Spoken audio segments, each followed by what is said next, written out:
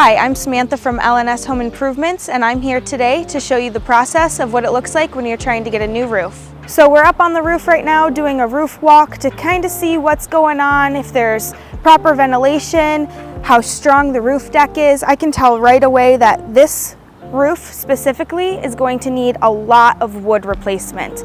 Another thing I'm noticing is the exhaust vents are outdated, so we'll definitely want to update these throughout the home. And if we come over here by the chimney, you can see that this flashing is really old. It's probably some tar that they slapped on here to eliminate leaks.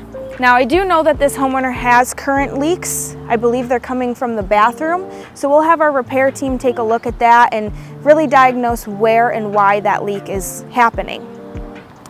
If you come down here, this here is a pipe boot. We'll definitely want to replace this flashing as well. Bring it up to code to eliminate leaks happening in the future. You can tell here that the placement of the shingles are offset. It doesn't look like that these shingles were laid properly just based on the spacing. And over here you can see that we're having a lot of lifting. I noticed some nail pops throughout the roof where nails are coming through the current shingles, and they have quite a bit of moss growing on the shingles themselves as well.